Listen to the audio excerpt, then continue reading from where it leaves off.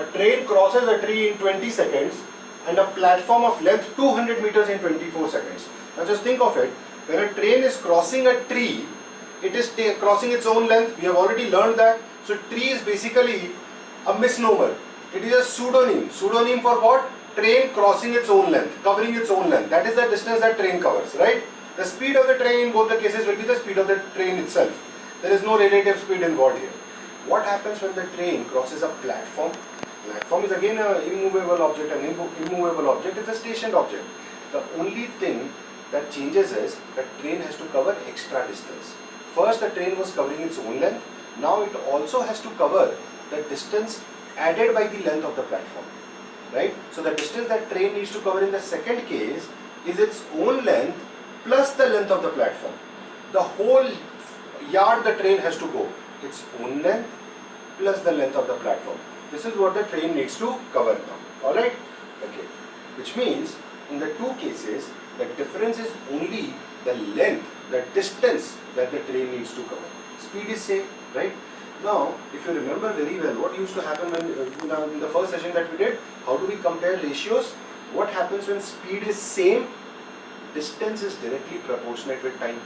More distance, more time. Less distance, less time.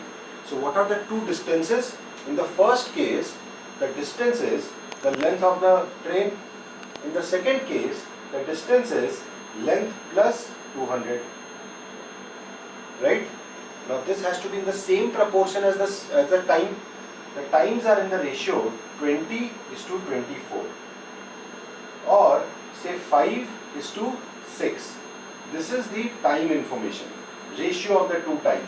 But as we know, since the speed is same in both the cases, the ratio of the time will have to be in the same ratio, same proportion as the ratio of the time, ratio of the length will be, right?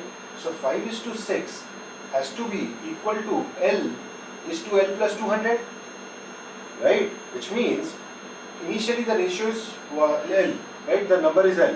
When I add 200, then the ratio of L and L plus 200 becomes 5/6. From here, we can easily calculate L, the length of the train is 1000 meters. The length of the train is 1000 meters, which means the train can cover 1000 meters its own length in 20 seconds, right? So what is the speed of the train? 1000 by 20, which is equal to 50 meter per second. So speed of the train is equal to 50 meter per second. How do I convert it into kilometer per hour? By multiplying with 18 by 5. So if I multiply it with 18 by 5, I will get 180 kilometer per hour. So that is my answer. Now let's come to the second case, second example. Train overtakes a cycle. Cycle means a moving vehicle and all. Cycle with a speed of 5 meter per second. So this 5 meter per second is the speed of the cycle, obviously not the train. I mean, though in India, this is not something that is beyond imagination. Trains do move at a speed of 5 meter per second. Anyways, let's come to the question. Train overtakes a cycle with a speed of 5 meter per second. So cycle is moving at a speed of 5 meter per second in 10 seconds. So train overcomes that cycle in 10 seconds. Fair enough. And a car. So train overcomes a car with a speed of 36 km per hour. So this 36 km per hour is the speed of the car, right? Like this 5 meter per second was the speed of the cycle in 15 seconds. Again, my idea logic is same.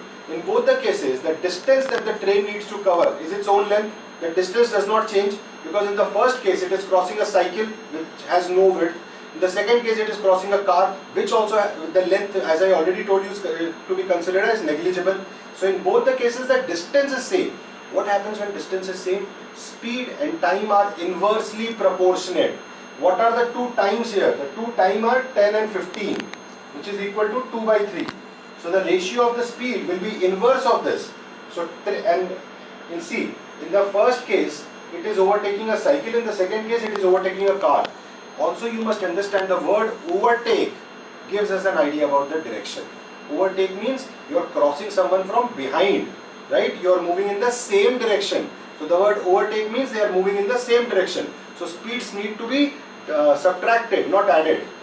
So train minus car by train minus cycle. Again, let's go through the whole thing. The distance is same in both the cases because the train is covering a distance of its own length, equal to its own length.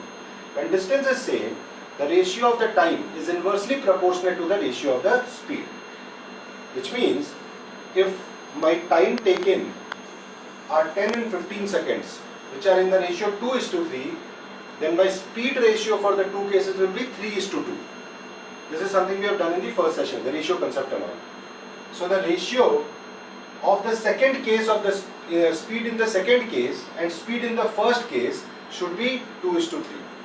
Second case means crossing a car, so train minus car. First case means cycle, so train minus cycle. This ratio should be 2:3. Speed of the cycle is given 5 meter per second. Speed of the car is 36 km per hour. 36 km per hour, if we convert, will give us 10 meter per second.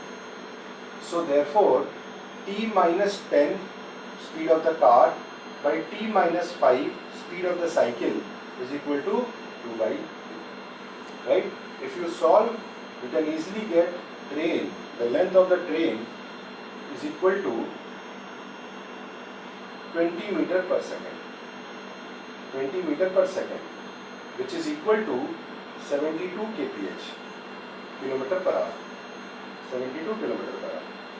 Now train covers 20 meters in 1 second, right?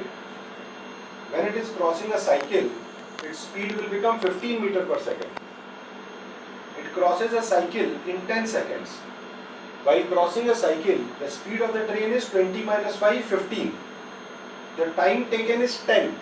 Therefore, distance that the train covers while crossing a cycle is 15 meter per second, which is 20 minus 5, 15 into 10, 10 seconds. So 15 into 10, 150 meters. So what is the length of the train? 150 meters.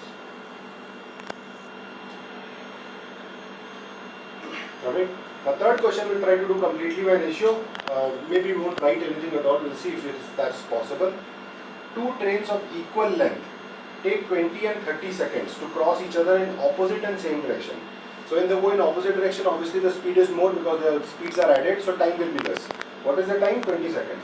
If they are going in the same direction, obviously we take the difference of the speed, so the speed is less, so time will be more. What is the time? 30 seconds.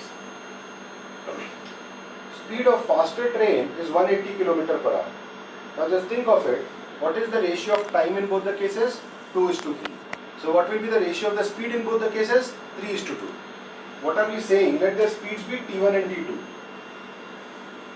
Alright? Let the speed of the two trains be T1 and T2. So we are saying in the first case, it's T1 plus T2. In second case, it is T1 minus T2. This is the speed wala part. Let's take the time wala part. What is the time ratio? In the first case, when they are going together in the same direction, opposite direction, they take 20 seconds. When they go in the same direction, they take 30 seconds. Which means the ratio is 2:3. So ratio of the speed will be opposite of the ratio of the time. So ratio of the speed will be 3:2. Now if you solve this, you will get ratio of the two trains, speed of the two trains is 5:1. Alright. If you solve this, you can easily get the ratio of the two trains, speed of the two trains, which will come as 5:1. Speed of the faster train is 180. So this 5 represents 180. So what will the speed of the smaller train, this 1 represent? 5:1 is the ratio of their speed. Ratio, not actual numbers. I know 5 is 180. Therefore 1 will be 36. 180 by 5, 36. So the speed of the two trains are 180 and 36. Alright? Which means